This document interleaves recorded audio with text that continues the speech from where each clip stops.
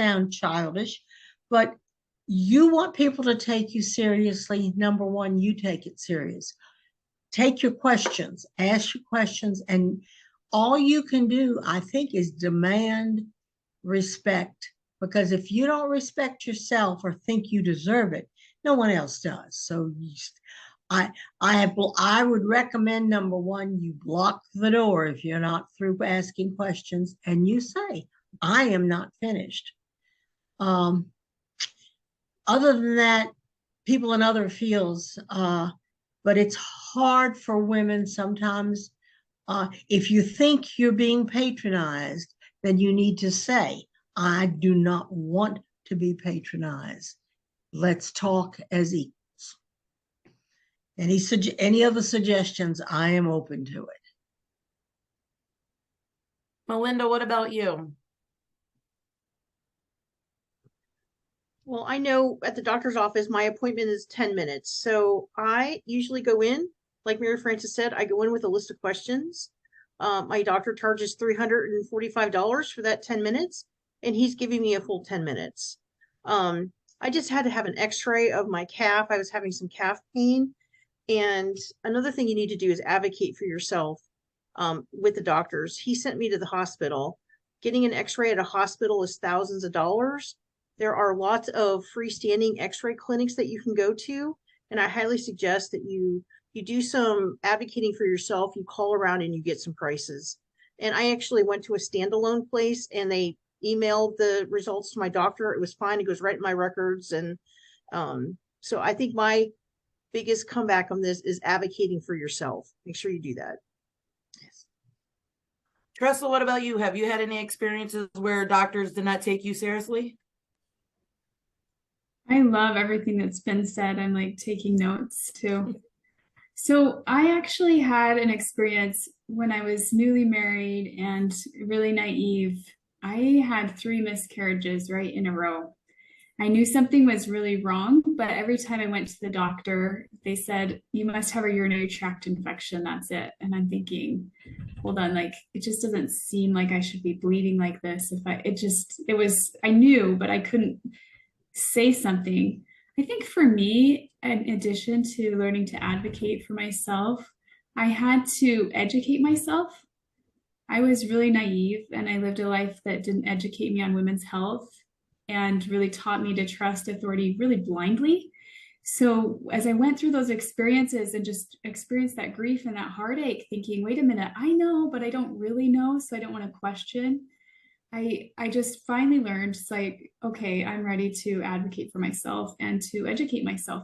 So I actually signed up for a pregnancy course at the local college, and I learned a lot about just what pregnancy is. And then I felt like I found a really great physician that I felt like heard me.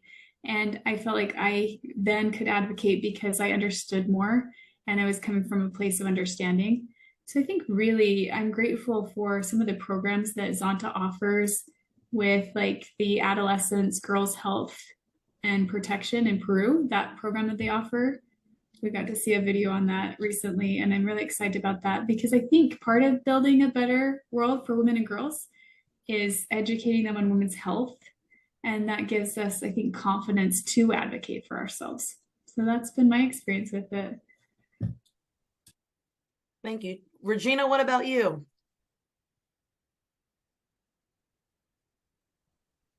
I agree with everything that's been said. I think it's really important nowadays to look for the doctor that resonates with you. Because I think a lot of times we go to the doctor that's down the street or our cousin went to or somebody told you, but that person may not be for you. Mm-hmm. And I agree with Mary Frances. Now you have to be efficient with the time. You need to know what you're there for, ask questions. And Tressa, I'm with you. I think in the beginning, when I first started going to the doctors, I was kind of like just sat there because they're supposed to be MDs, they're experts. But we know our bodies better than anybody. And if something's wrong, if you don't speak up for yourself, no one else is going to speak up for you. I found, and I'm probably the worst, this is probably not the best thing to say, but I found that there's so much information now on the internet but a lot of it is not reputable. So don't just believe everything you read. So you have to find some reputable sources that will also arm you with questions to ask, because sometimes you're not feeling well and you have your basic question. But if you go in and say, well, I've read so and so and so and so, the doctor will begin to have a conversation with you. You just need to be persistent.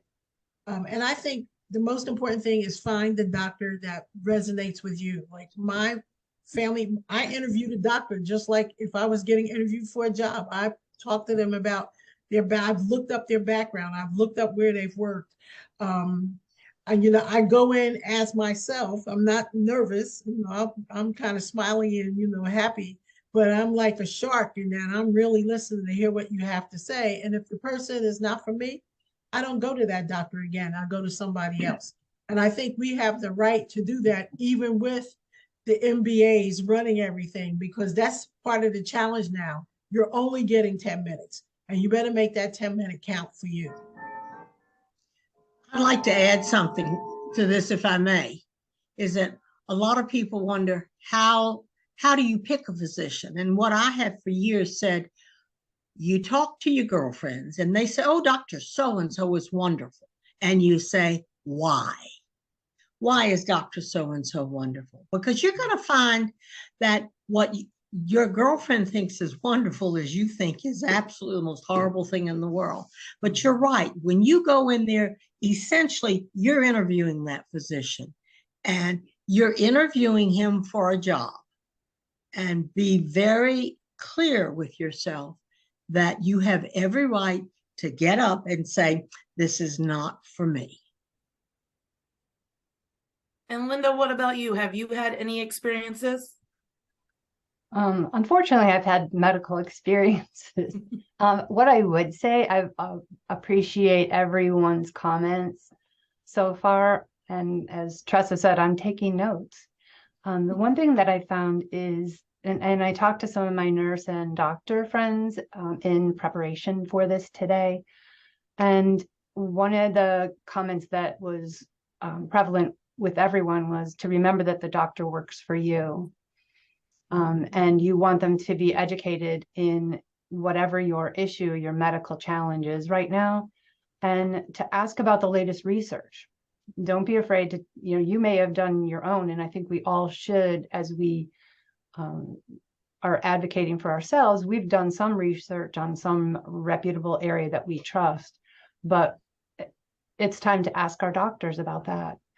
The other point that was made with my friends was that to take into consideration that right now we have what's called a physician, they called it physician extenders, but there are highly qualified nurse practitioners, physician's assistants that seem to be able to give more time than maybe the doctor can. Maybe the doctor is limited to 10 minutes, but recently I've been in situations where I was with a nurse practitioner for 45 minutes.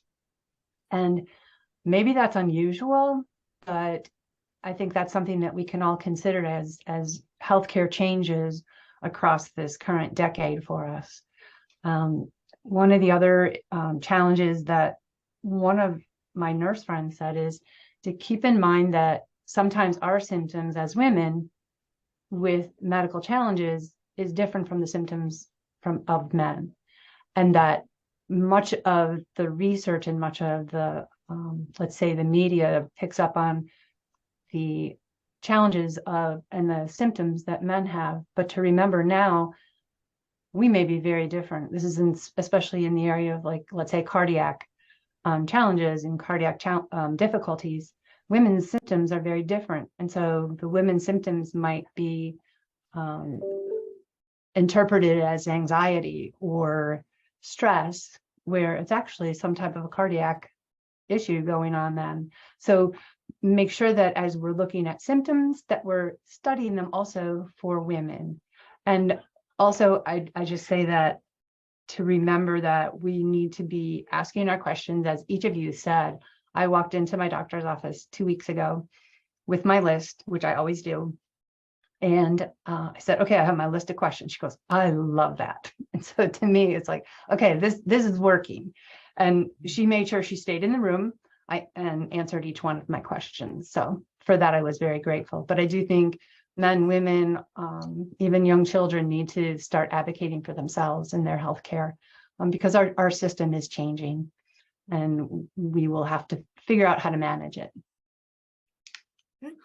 So I'm going to move on to the next question. But before I do that, I do want to say, working at the Women's Opportunity Center, we are a nonprofit, and some of our clients, that was one of their concerns, is saying, hey, how do I get my doctor to listen to me? So this will actually benefit them, hearing feedback that they are not the only ones going through this, that it happens to a lot of women out there.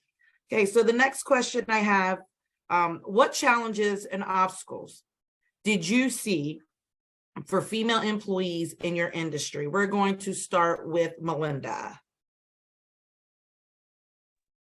All right, so I have worked in industrial, manufacturing, healthcare, home healthcare, and now I'm currently working at retail, like a RV. I work at a big RV company that owns 100 dealerships across the nation.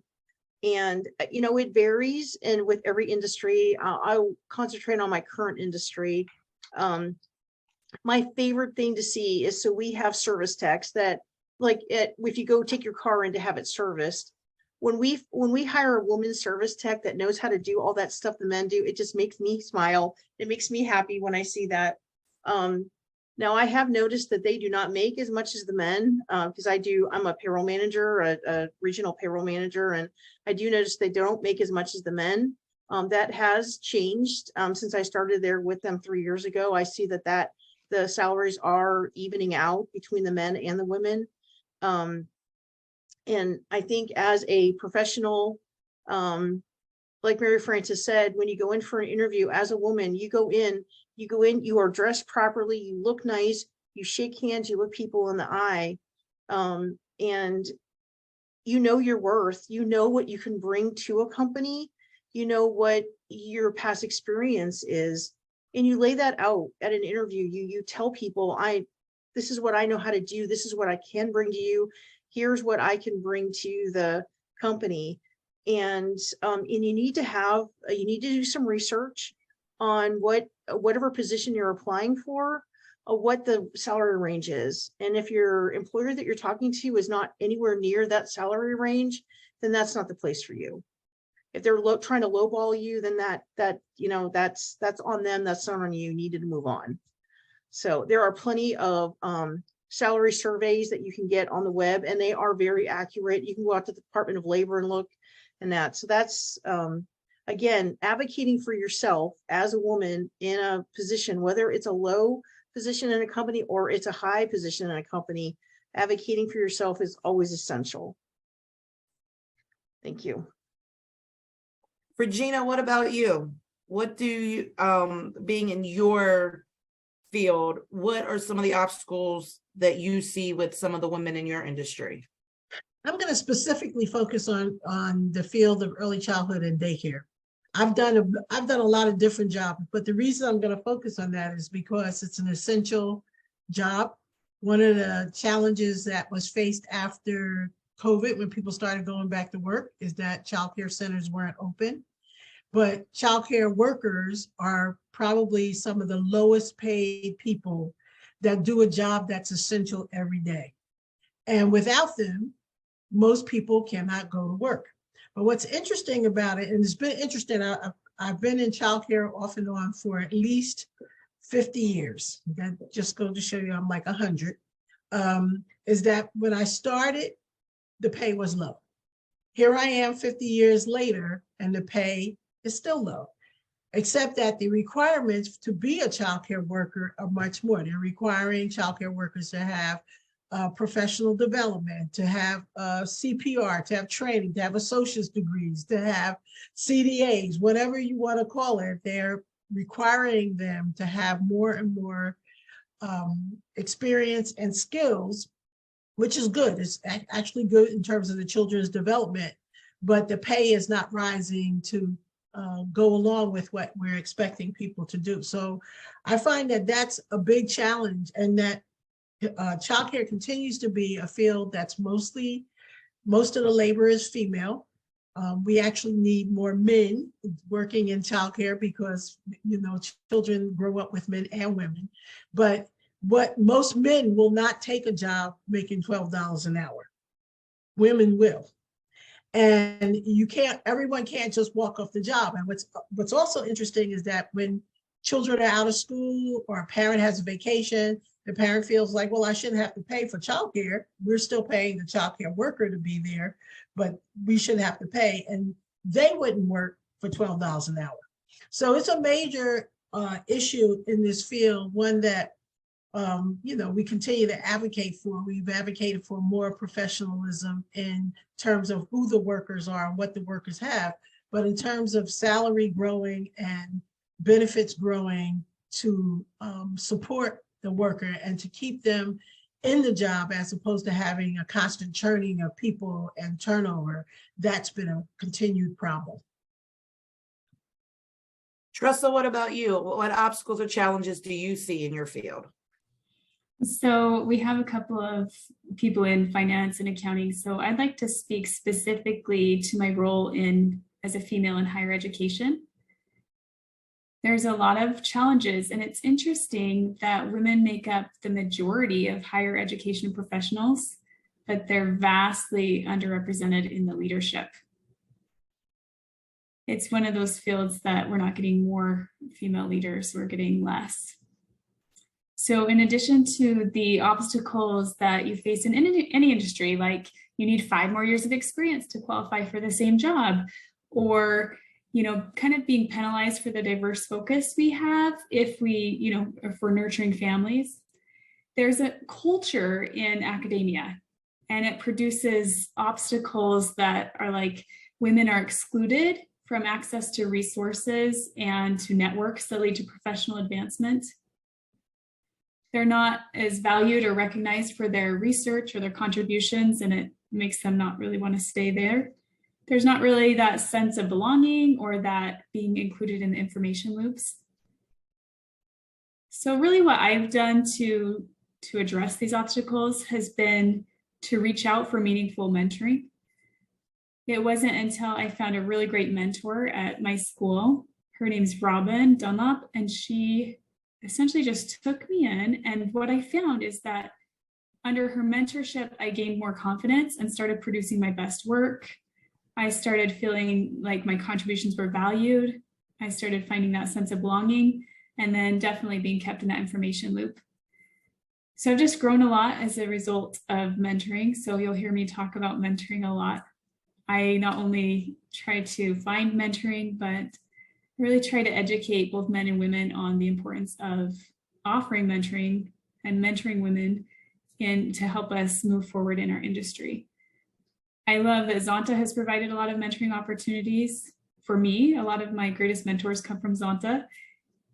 And even right now, in being new in this Zonta club, I'm able to work on trying to be involved in developing a mentoring program at our high school with the girls there in the Zonta club there, the Z club, they're called. So I'm trying to hopefully teach them, here's what you need, this access to mentoring to move forward and overcome the obstacles that you'll face in any industry you choose. Linda, what about you? What obstacles or challenges have you seen in your industry? As I said, I got into my profession, certified public accounting, in the 1980s. And that was back when we wore suits that very much looked like the men's suits. I purchased them at Joseph Banks. If anyone's familiar with that, it's a very nice men's store. And that's where we bought our suits, because they were pinstriped and looked just like the men's, and wore a white blouse and a little rosette tie. And that's how I started my career. I can say that I started with a Big 8, now Big 4 accounting firm, and I would not trade my experience for anything. I was with them for 7 years, but we did work long hours. We certainly worked long hours. It was difficult. It was challenging. but I wouldn't trade it for anything. I will say that I was very fortunate to have two bosses, one at the next level and then the following level up, that were both female and were wonderful coaches and mentors, as Tressa was talking about. That's really my theme in helping to advocate for women and girls. But I had them as role models, people who helped me along, guided me through that process. In the end, as I said, I left public accounting. But from that, I have had an amazing career, fortunately, because of that background. And that's one of the things that I think we need to understand, that as a CPA, it's challenging. You need 5 years of education. You need 2 years in working under another certified public accountant before you actually get your license. But once you have that license, it is an amazing springboard into other career paths. I currently work for a real estate sales company because they need a controller. And I do everything from payables, receivables, payroll, planning, budgeting, strategic work. So for me, I went from CPA in a large firm to having my own business. We moved to Hilton Head Island from Buffalo, and I worked for a small local firm, and gave me a whole different viewpoint of how business works. And now I have this role as controller. So for me, while my industry was challenging, and some of that has to do with the work-life balance for young women coming into accounting. As women, many times we have to make choices on balancing our lives and families. Maybe some of those decisions are different from the decisions that men would make, but it does allow for perhaps a flexibility. When I decided to get an accounting degree, it was because I wanted to have children and be able to stay home and have my own business. It didn't work out that way, but it honestly turned into a fabulous experience for me. And I would say that now in the field that I work in and in the company that I worked with, they are still around. And now they do something called a collective disconnect between Christmas and New Year's. Everybody turns off their cell phones, turns off their laptops. And to me, that seems so amazing. But they are seeing that the quality of life for their employees is many times much more important than the salary that they make, or maybe sometimes the opportunities that they're given. I think that whether it's a man or a woman, we all have to look at the quality of life that we have. Many of us, I imagine, could be in much better or much different circumstances. We might have stronger pay, we might have much more responsibility, but like I did, many of us make a choice for a quality of life as we get older. So those are my thoughts. I will say that the industry is changing especially with COVID. There's a lot of online and remote opportunities for CPAs and accountants. I've seen remote controllers where the controller's never there, which would be a little frightening for me. I'm not there yet. I don't know if I ever will be, but I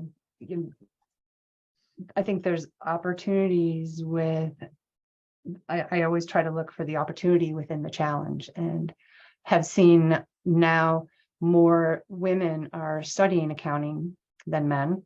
It's not a big percentage, but that has increased, and that women are staying in the field longer because of some of the changes that these accounting firms are making. So I hope that answers a little bit of the question. Thank you. Mary Frances, what about you being in the medical field? What challenges did you have to face, and what challenges did you see some of your female coworkers having to face in that industry? Very interesting, because excuse me, in giving some thought to this and going back in time, what was it like?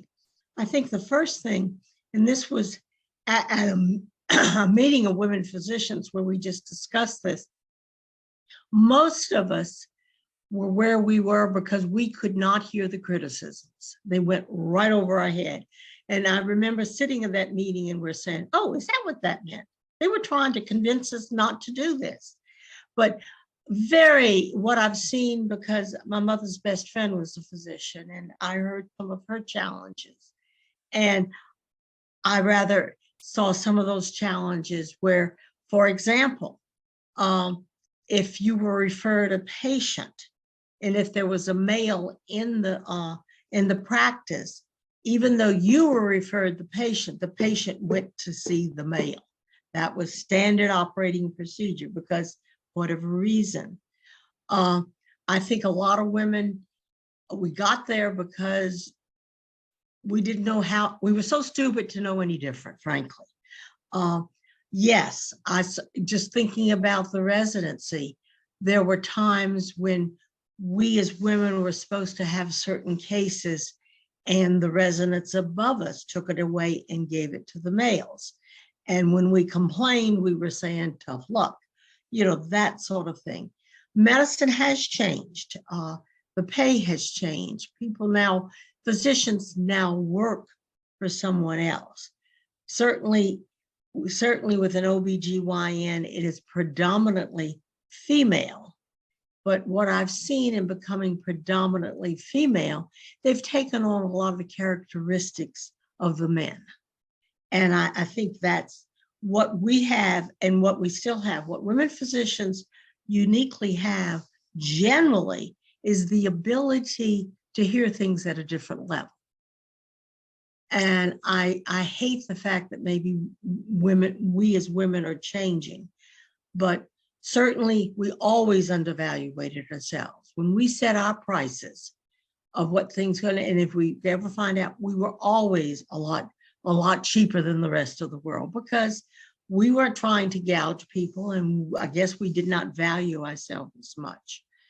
I've seen within, you might say, in the medical field, but in the non-medical part of that, receptionists, for example. I've seen how the women are paid so much less and they refuse to complain. And that bothers me because you've got to stand up for yourself. There are still lots of obstacles out there. And I think as a unit, women need to keep advocating for ourselves and helping other women advocate, because if we don't, no one else will. Thank you. So the next question actually focuses on gender-based pay. And as women, we know it exists. And if you're in Zonta, you know that it exists. But you may also, when you bring it up to other men in your lives or people in the industry, they will say, oh, that's not possible. That's not true. Linda, tell me a little bit about your experience with that. What do you see, or what are your thoughts on that? Thanks, Samantha. Actually, what you just described was what happened to me last night at the dinner table, where I was telling my partner, my love, what we would be discussing today. And he said, gender-based pay, that can't really still be a thing. So this morning, I left on his laptop an article from the Pew Research Center so that he could read it thoroughly. So interesting that you brought that up. But I will say that two things. One is I did some research on this because I really wanted to understand it better. And they say that women are paid on the median, on the average, 82% of what men are. If you're working full-time working men and women make 82% of what men do. And it isn't until March 15th of the following year that women actually make the same amount as a man did the calendar year before. So we need an extra 2.5 months. But what I did see is that there are some measurable factors that go into this gap. Some of it is educational attainment. Some of it are occupational choices, the choices that some women make in order to be able to still be with their families. Others are work experience. But the things that were very difficult to measure were the gender discrimination. That two factors. One is that women are treated differently in some industries and at some times as it comes to salary and wages. But also that women make different choices sometimes. As we talked about work and life balance and family balance, women make different choices. So if you put us all into, just two categories of men and women, yeah, we do make less because of some of those choices that we make. While one of the things that I did notice was they said the gap for younger women in the age group of 25 to 34, so 25 to 34-year-olds, their wage gap is only 92%. So that is changing for the younger generation. And I thought that was really interesting. It also made me feel like, oh, wait, so those of us not in that, our gap's even bigger. I will say in my own personal experience that I felt that I had been paid fairly. When I felt that I was not, I did that research, as somebody was talking about earlier, the salary surveys. I got those salary surveys out and spent some time and then made my point. I collected my information. This is what I see in a survey. It's not my information. It's a survey of professionals in the accounting world. And here is the pay scale I feel should be able to achieve. And these are the reasons. I didn't just go in and say I need a raise, but I was very specific on these are the things that I've accomplished. These are the additional roles that I've taken on. And each time I have done that, I've been successful. So I think we have to we have to be mindful and really understand what it is, what the gap is, what the difference might be. But I do think that some of the things that are difficult to measure, as they said, that gender discrimination is an area that we still need to work on and to understand better. Thank you. Regina, what about you? Have you experienced the situation where you've experienced gender age gap and having to prove that you had the qualifications, but your male counterparts were getting paid more than you? I think that's a daily occurrence until I retired. I feel like we're always trying to prove ourselves day by day. My most specific, I have had two specific instances where that occurred. One, I was working for a social service agency. Most of my work was in nonprofit, and I'd gotten a big raise from the job that I was in before. So I was excited because it was a huge raise from where I was to where I went. But when I got there, the executive director, who happened to be a man, noticed that my pay was lower than all of the other people at the same level. And he decided that I should be paid exactly what they would be paid. He said, I really should be paid more because I was special. And I was like, yeah, okay. And on top of that, he gave me a car that I got to pick out. I was so excited. I didn't, like sometimes you don't know. So what Linda said about having knowledge about what you should get paid is important. The second time it happened, now this was after, the second time it happened, Tressa, I spent the remaining years of my career in higher ed. So I definitely know exactly what you're speaking about. So I was getting offered a position as a professor at a university, and I was very excited about it, but the salary was about half of what I was making at the place that the person gave me that big raise. And Linda, you're right, because you make choices, and I really wanted to go there, and I kind of looked at my budget. At that point, I was like, well, I don't have as many expenses. I can probably make up the money over time. And so I was going to take the job, but it was really low. And I finally sucked it up and called the HR manager, the person in charge, and said, I'm sorry, I can't take this position. The salary is way too low. And this is why. And I explained, what, based on my qualifications, what I was bringing to the table, what I thought I should get paid. And I was so surprised. The person said, you're right. women don't usually call back and say anything about the job. They either take it or they walk away. And she said, and then she explained how they came about the salary. And I said, well, that's very nice, but I still can't take it. A couple of days later, some magical way, they were able to readjust my salary. It wasn't exactly what I was making before, but it was a significant raise. So sometimes having the knowledge, like Linda said, knowledge is power, but also having the courage to say something, because honestly, I think it was my partner that said, my husband was like, you need to say something. My friends were like, say something. And I was like, oh no, I just won't take the job, you know?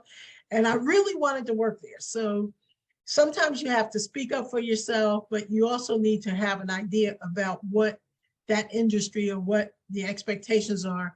And she actually, the person who helped me with the raise actually said, it's because men speak up that women don't get.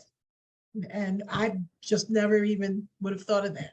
So those are my experiences, but I do think we need knowledge. And I also think we need to be good advocates for ourselves, know our capabilities, know what we bring to the table, and be able to speak to that.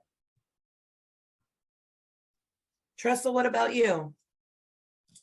I love everything Regina, everything you said and everything Linda said. I feel like I'm being mentored here.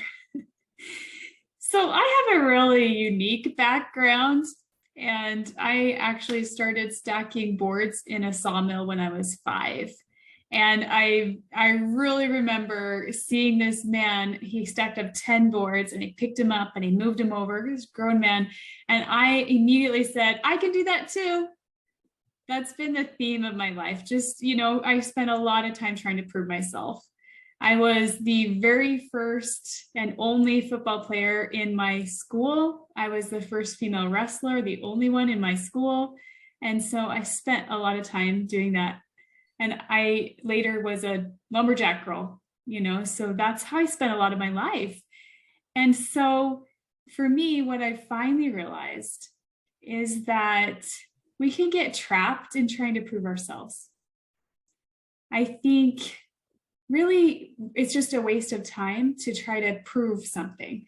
So I think the real question with this isn't so much about how do we prove ourselves. I think it's more about how do we get paid for the superior job that we already are doing, right? So I really appreciate hearing about one of our Z clubs, one of the high school Zonta clubs that did a presentation, and they talked about the women's history and about Equal Pay Day. And so I really appreciate that that's on the mind of students and they're thinking about how this is going to affect them. What I hope we can do, and this has been hinted at with the finding out, I think that we should try harder to make salary transparency laws. So in California state and Washington state, they have passed legislation that if a company has more than 15 employees, they have to post their pay ranges. Mm-hmm.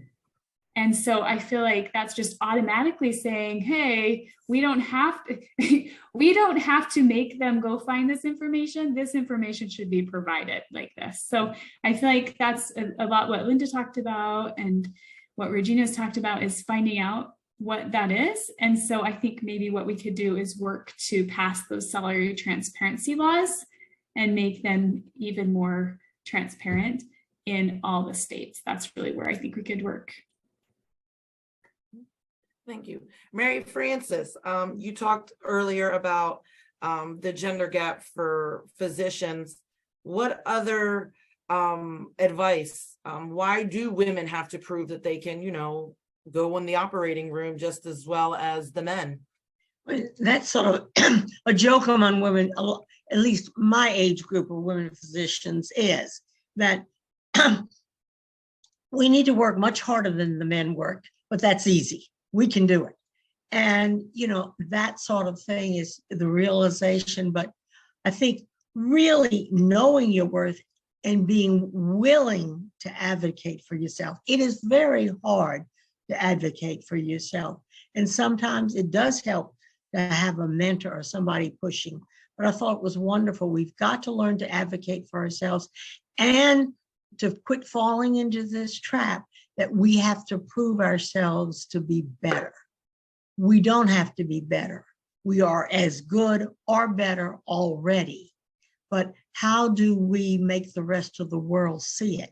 And sometimes you just have to sit out there and sing your song, because it's very common. Guys just, it's the entitlement.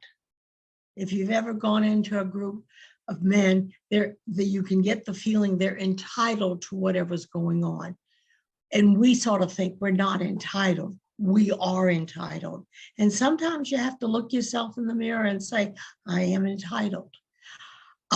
As far as salary is concerned, I probably never ran into it since I set my own fees.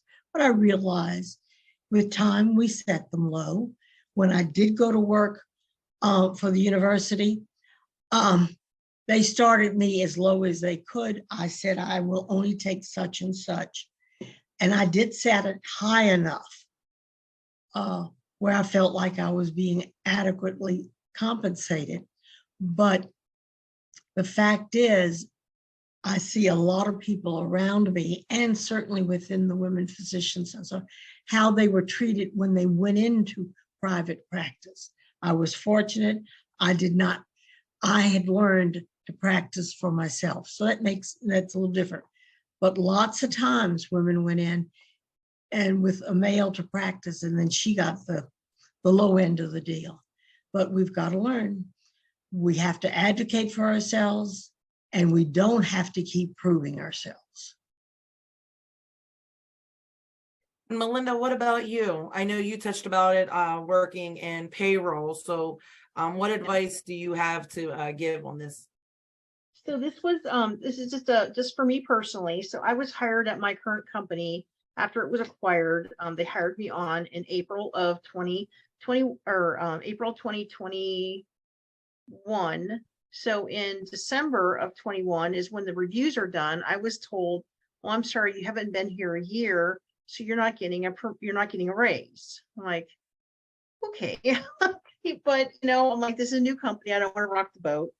And as you do payroll, and I see all these people getting thousands and thousands of dollars raises, and I'm like, okay, so December of 2020, December of 2022 came around, and I'm like, I went out, I did my research. I'm like, okay, I'm a regional manager. Here's what regional payroll managers make. Here's the average. I'm absolutely not going to take less than this. And I was ready to go. I had all my list of here's everything I've done for the year. Here's what I've done to help the company. And so I sit down with my boss, who was female, and she's like, well, you've done such a great job. We're giving you a 23% raise and this massive bonus. And I'm like, oh, I just felt so elated because I have my balloon, just like all the air came out of my balloon because I was so excited because I was all ready to like make my point across. And she already knew, which was great because I did I do have a female boss. She knew that, what was going on. But I'm going to say that again to everyone. Know your worth at your employer. Know what you're worth. Know what you do for your employer. And if they forget, keep a list, just even if it's on a notebook. When you do a special project, when you are asked to do something out of the norm, write that down so you have that ammunition when it is time for your review and it is time for a raise. You can say, how come I'm not getting more? I have done blah, blah, blah, blah, blah. You have your whole list of items that you can present. I totally advocate for that keep track of what you've done, keep track of what you've been asked to do, so you know your worth at your employer. Thank you. Thank you. So we're going to switch gears a little bit. A lot of us are in Zonta, so we know that Zonta is a big supporter of STEM. January is actually Amelia Earhart Month. We have a scholarship dedicated in her name. The STEM field is changing. So for women and girls, especially a lot of the younger girls who are going into engineering, who are going into mathematics and science and technology, they will face obstacles. We all do in all stages of life. What advice would you give your younger self to kind of, you wish you would have known, to kind of help you along the way in the path that you went through. Tressa will start with you.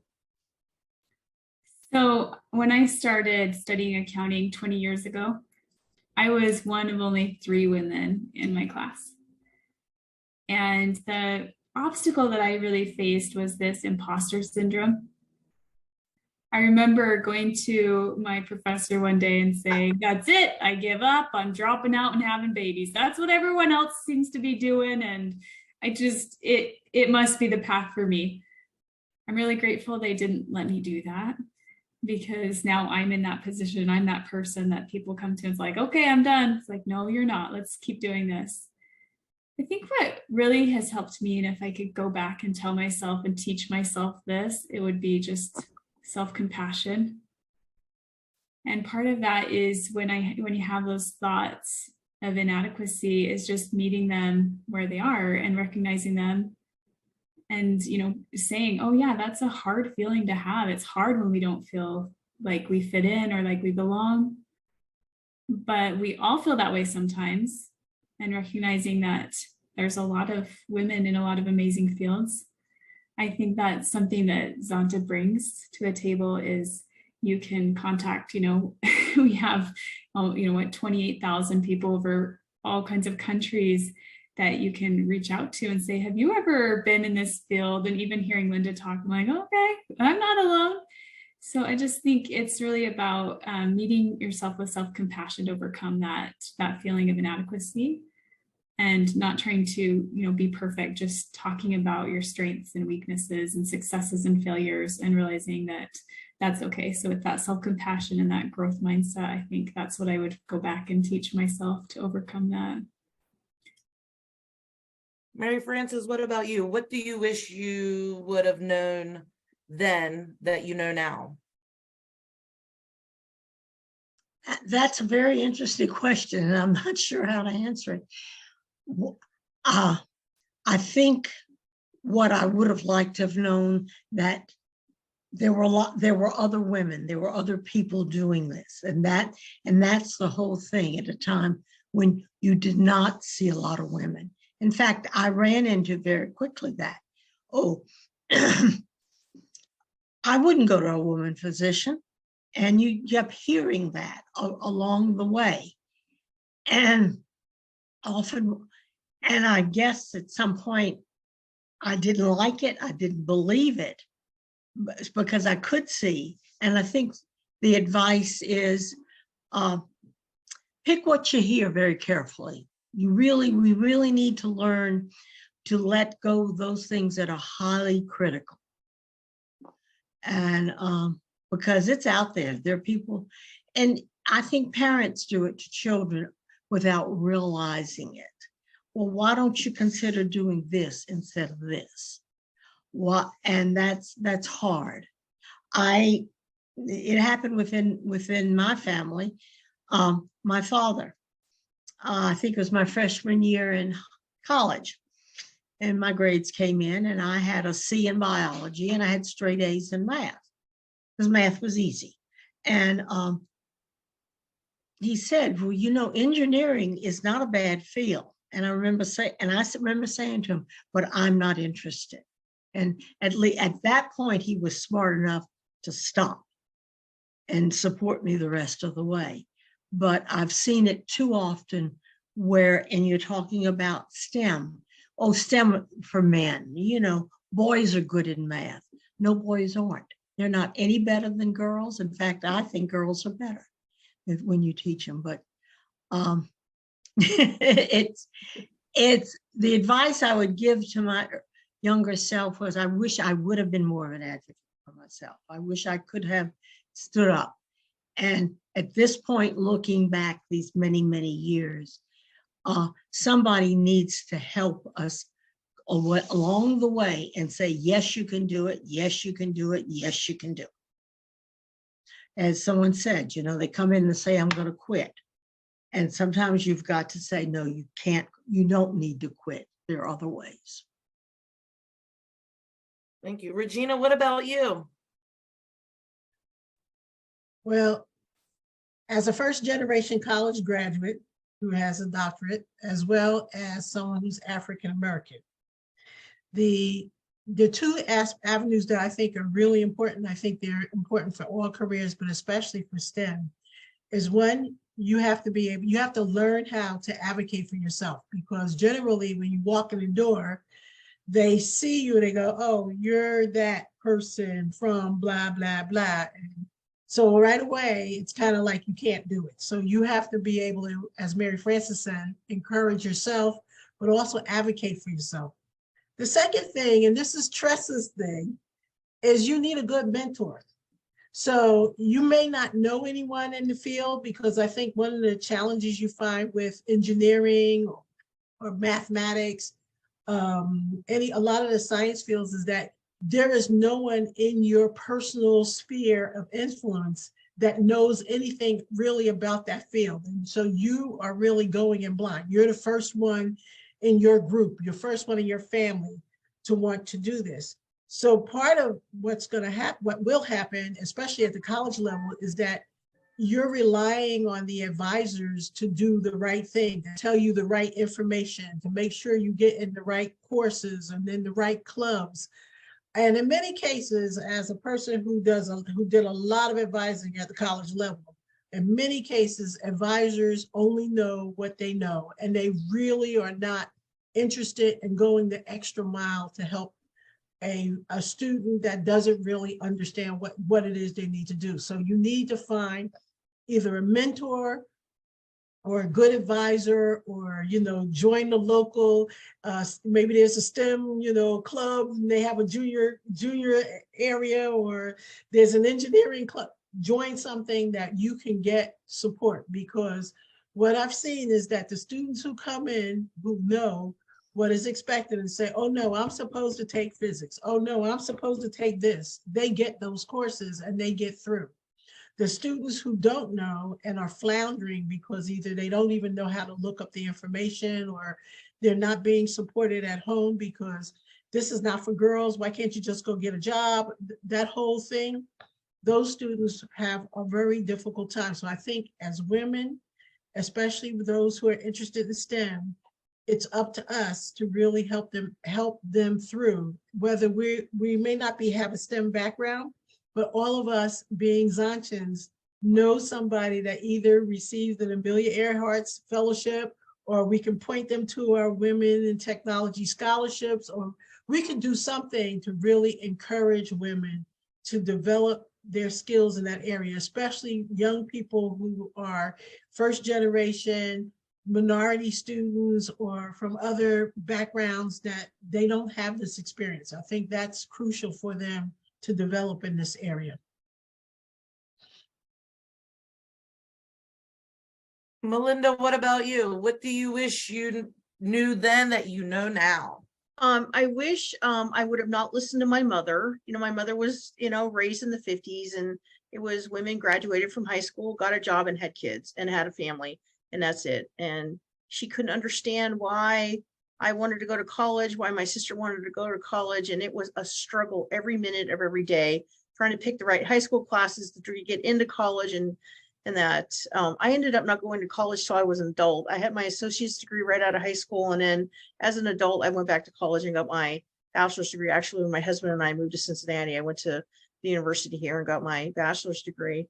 But yeah, I would, if I was myself back in the 80s when I went to high school, I would have went to my counselor at school and said, what do I need to do? I want to go to college, and this is what I want to get my degree in. What classes do I need to take? And I would have ignored my mother. And I've heard this more than one time, getting a mentor, finding like a high school student, finding that counselor or that teacher that they're comfortable with and going to talk to for advice, especially if they're getting negative advice at home, having that positive advice at school from someone who does have their bachelor's degree or their master, every teacher has to have a master's degree now. Talking to someone that they feel comfortable with, that's what I would tell every kid, like in 9, 10, 11, that's what I would tell them all. Find somebody you're comfortable talking to. If you're not comfortable talking to your parents at home, you know. So thank you. And Linda, what about you? What advice did you wish that your younger self would have known? I would say in high school, it would be don't jump into what everyone is telling you is your path. You know, my parents, my guidance counselor would say, you're great in math, you're great in sciences, your dad's an engineer, you should be an engineer. And I'm like, yeah, that sounds like fun. I like the idea, but I didn't really know what that meant. And so I ended up going to a college that I really couldn't afford, and was in biomedical engineering because I think it would be fascinating. But it turned out that my education brain didn't necessarily work with my passion and my heart. And so I wish that I'd had more confidence at that point in my life to take a step back and say, let me figure out what I really want to do. It was just sort of understood that that's the path that I would take. And I just didn't have the confidence or maybe the knowledge to know any better. I ended up instead of the 4-year plan in college, I was on the 12-year plan. So it took me 12 years to finally get my bachelor's in accounting and figure out what it is that I wanted to do. And I did it because it was a career that I could have forever. Wherever you go in the States, in the world, everybody needs an accountant, so I could get a job. And again, I think going back to what almost everyone has said, that I think having a coach or a mentor or somebody to talk to, I would tell that to my college self, my high school self, to find that person. And I don't know that it has to be somebody in the school or even somebody in your field. I've had some wonderful mentors along the way who have nothing to do with accounting. Well, maybe they had a little bit of background, but they were just people that I connected with in a conversation, and who, you know, took an interest in what I was doing, or even took an interest to ask a question. And I think that's most valuable, and maybe the lesson for me in life is to make sure I'm continuing to bring those people into my life, but also to be that person for somebody else.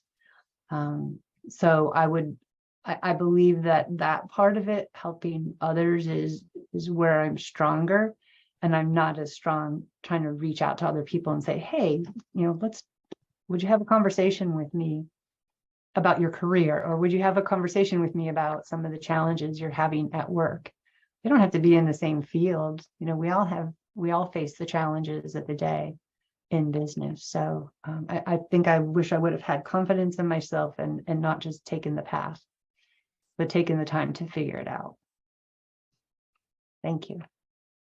Thank you. Before we go into the next question, I kind of want to talk about some of the things that I hear from our clients, and even people that I know who aren't in Zonta, friends, family. It's, you have to, you know, go to college right after high school. You have to get married and have kids and then be in your career and do all this by a certain time frame. And what a lot of the pressures, especially from the Generation Z, is from what I see, it's like, oh my God, I'm going on 30. I'm not married. I don't have kids. It's never going to happen. And listening to you women is really inspiring, because we don't have to be on everyone else's timeline. And I think society has put that pressure on, and it happens with men, but on women and young girls, that you have to go to college right away, that you need to be married by the age of 25. You need to have, you know, the picket fence and the 2.5 kids and the dog and the American dream. And it all sounds great on paper, but so we get these women who, well, I don't want kids. What's wrong with me if I don't want kids? Nothing. Absolutely. If you don't want children, you're a normal woman. If you want children, great. We have, as women, taken on so much pressure from what society thinks makes us the perfect woman. You know, where we are expected to act this way. We're expected to do this, and this makes us proper, when in reality, sometimes even at whatever age you are, you still don't know what you want to be when you grow up. And that is okay. And that is fine. And I feel like being with me joining Zonta was, I was surrounded in a group of women who come from different backgrounds, but we all shared the same mission. And it's interesting when I get around a group of women and we all come from different backgrounds, and it's like, wow, we did not follow the traditional norm of what society thinks young girls and women that path have to, follow. So the advice you gave was wonderful. And it was glad that hearing those words, because a lot of women need to hear this, especially a lot of young girls. Like, oh man, you hear about the kids, oh, your dad's a doctor, your mom's a doctor, so you're going to be a doctor, and then they don't want to be, and then they're pressured into going into that industry, and they're miserable where they didn't follow their heart and go into, their passion. So those words were very, very encouraging. So that brings me to my last question here, because all the panelists are Zontians. How are you advocating for women and girls? And what are you doing as a club to try to make the world, or what plans and actions do you have to make in your community a better place for women and girls? We could start with Regina. Dun, dun, dun, dun. It's like you're on the spot. I'm the silly one in the group. I'm sorry. I think our club, we have a smaller club, and we're kind of in a transitioning stage. But one of the things that we've done consistently is that we've supported several of the local agencies that serve women and girls in our community. In particular, we've been very focused on human trafficking. As you know, Savannah is a big, kind of like Shreveport, I'm sure, a big tourist area. So we have a lot of comings and goings. So we've been really working with different groups that are trying to develop programs and services for adolescent girls in particular, to eliminate or to protect victims of human trafficking. And some of what we've done is we've gone in and we've had conversations with them where we've served a meal and we sat down and we've just talked about what their hopes and dreams are. Because I think a lot of times young ladies in that situation, they lose the sense of who they are. And so their hopes and dreams have been more than deferred, but really, really crushed. So we start with a conversation. The other thing that we're participating now, and this is kind of new, on I don't even know how to call it, like a collaborative effort of all of the different agencies and community organizations, including churches, to work against human trafficking. So we're on like a community-wide networking group, and it's kind of just getting off the ground, but that seems to be making a big difference in that people are starting to talk more about it and to be more aware of what's going on. But I think more than that, individually, each of us can be a mentor or a supporter of somebody else to help them grow and to recognize their own potential. And I agree with Linda, you don't necessarily have to know everything about the field or whatever they think they want to go into. I think sometimes just having that listening ear makes the difference. And especially for young people. And I also think when they see us and they see who we are and what we do, they often want to be like us. I think my family is sick of hearing me say, oh, it's so important. We have so much that we have to give service. We have to give back. And then they see me volunteering at different little things. They're like, oh my God, again, we got to go volunteer. But I think that if those things are important, if we know that the way we make a difference in our community is for us to be involved and give service, that we can't just talk the talk. We also have to walk the walk. And so sometimes our presence is what makes the difference. Thank you, Regina. Melinda, what about you? What is your way of advocating for women and girls, and what's a little bit of what your club is doing to change that? I try to, my personal club knows I came from an extremely abusive background. So that's a passion of mine, is to find children that have been abused and help them get through that whenever I can. But our club, we have an amazing club. We're not very big, but we do a lot of good work. I was just writing some notes down. We do birthing kits and newborn kits that go to third world countries to help women with, you know, a lot of third world countries, women just lay down on the ground and have their babies. And we do a birthing kit that is literally a piece of plastic and 2 gloves, a razor blade, and a little bar of soap, and some string, and that helps them have their baby and move on with their day. We also do newborn kits that include a blanket and diapers, and that.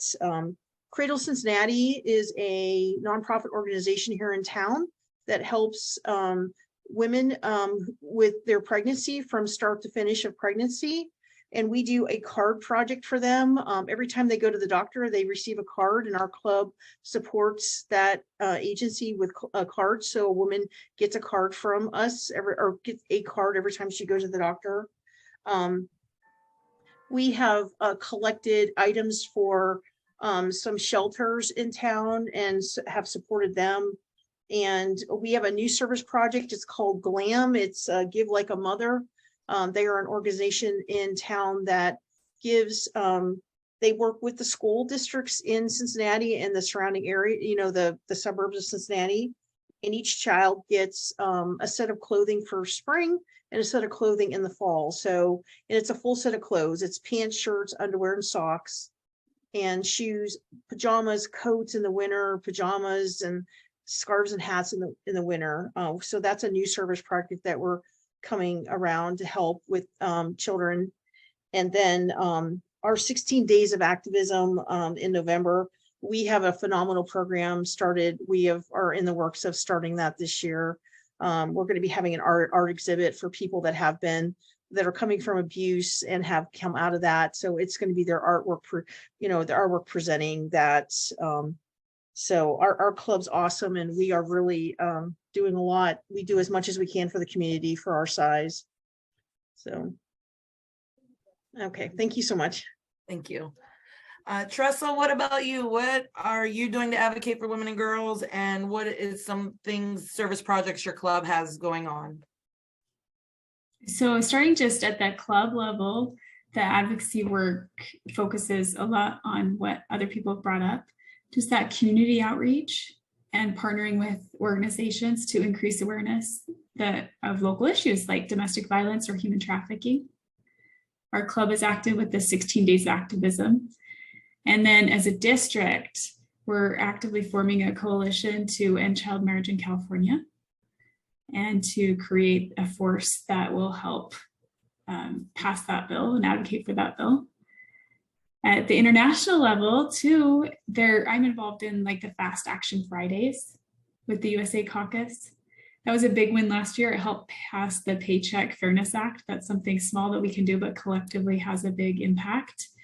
And that part is also involved in the fight for state ERA. So there's equal rights in every state constitution. So if you're not sure if your state's been ratified, then definitely check with that and get involved there. And just on like a personal level, I've been so blessed in my life through mentoring. And so I think one thing that I do is just really try to pay attention to the how, why, and when to be a change maker and take action. One of the things that I saw in my local community was that there was a high need to help refugees. And so I actually started a nonprofit called Undaunted Women. My local Zonta chapter supported me. That was one of their projects. They helped me get on my feet.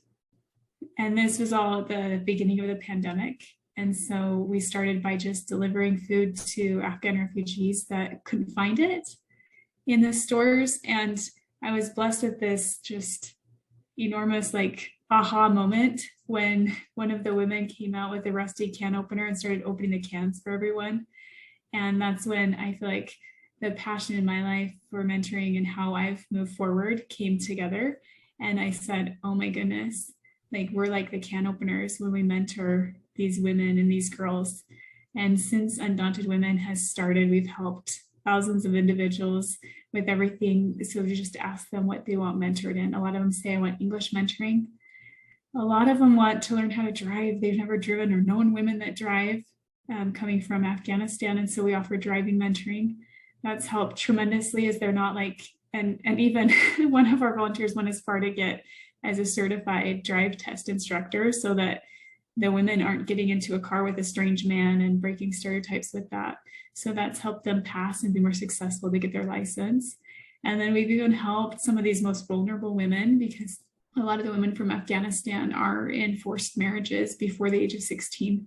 So helping them navigate out of abusive relationships and get on their feet.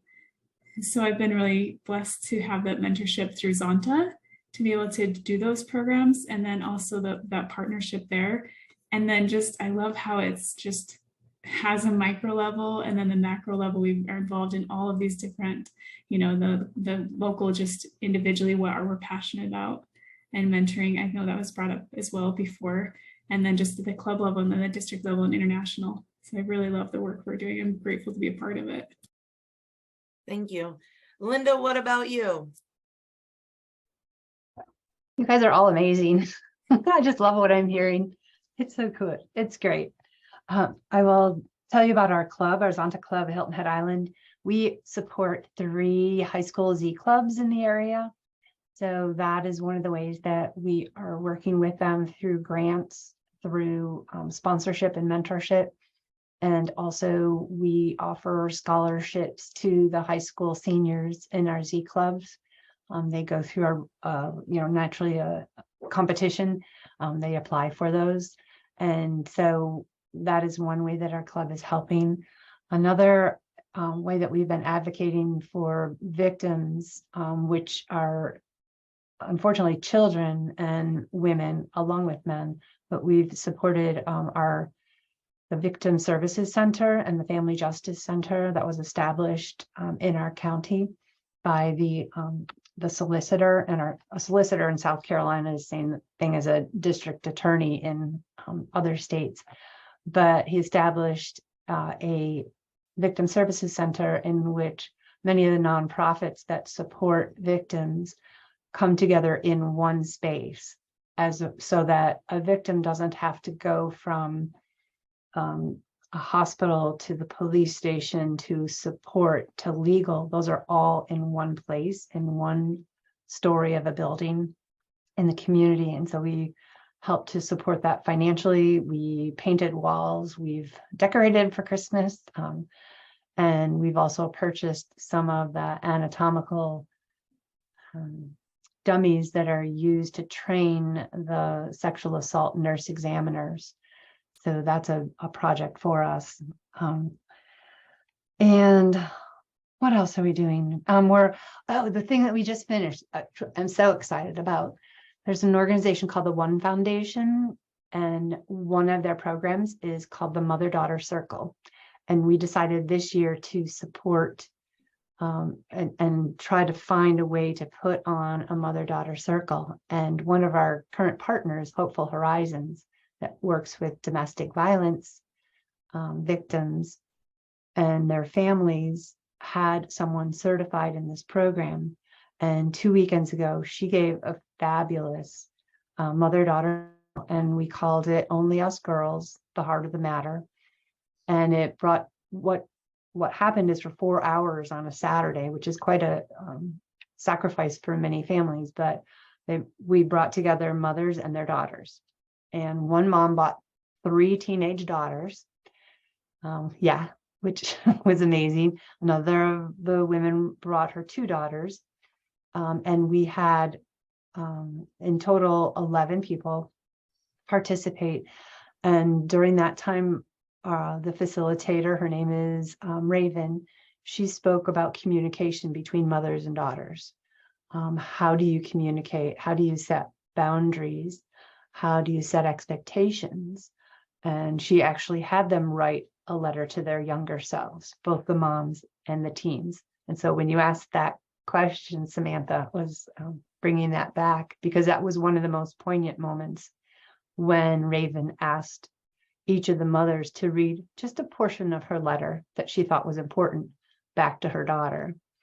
And she asked each of the daughters to read just a portion of their letter to their younger self, to their mom. And there were a lot of hugs and tears and some laughs. It was amazing. And we're also working, as Regina is, with our local human trafficking coalition for the southern part of South Carolina. So those are the areas that we are working. When I'm not doing my community service with Zonta, I'm a bike safety instructor of all things. And so I make sure that we get out into the local elementary schools to help children learn how to be safer on their bikes. I love to teach bike safety. And so I teach it to community neighborhoods. I teach to schools. I'll teach to bike clubs. I'll teach to anybody that'll listen. So I wanted people to be safe. And our community, I also serve on the town's bike WOC, Hilton Head Island organization, where we're advocating for safer pathways and streets for our pedestrians and bicyclists. So that's kind of not exactly in this realm, but in the end, trying to help everybody out there be safe and have fun. Thank you so much. And Mary Frances, what about you? What is the way that you advocate for women and girls? I'm a member of the E-Club too, and that brings up very special challenges considering the fact that we are literally scattered all over the United States. But a couple of things the E-Club is doing. One is, I think it's called Save the Girls, which is a bra collection, and the bras are sent and into a developing country, and they literally sell the bras to make money to help themselves. That's the one other thing. And the other one is what they're calling period poverty, is collecting sanitary napkins, tampons, etc., for schools so that young women will have products when they need them. Because I did not realize what a great need there is. We're also actively lobbying our various legislatures to do away with a tax on sanitary products. And so that's one of our latest things. I see writing the thing is, in the past, when trying to do things, because we have to think of things we could do individually. When the hurricane with Haiti, we sent, I know I personally sent 6 big box of sanitary products. So we try to find things like that. What am I doing personally besides the bras, etc., is that locally with another group of women, not related to Zonta, we are cooking a meal for a girl's home for 2 reasons: to try to teach them to cook and to give them some sense of what accomplished women can be. Because these are girls that are from broken homes and they need the help. And the other thing that I'm doing personally is working with the League of Women Voters, helping new citizens register to vote. Because I'm firmly convinced that that's how women will change the world if we get out there and vote. So but the E-Club has its challenges, but I think we're meeting them as best we can. Thank you all for joining us. It is 1 o'clock, so I won't keep you very much longer. I just want to thank again our panelists for taking the time out and being on the panel. If you have any questions, I will leave my email address in the chat right now, and that way you can reach out to me. Oops. And I will try to address them as soon as possible. Also, once we have the recording ready for YouTube, everyone that registered will have access to the YouTube link.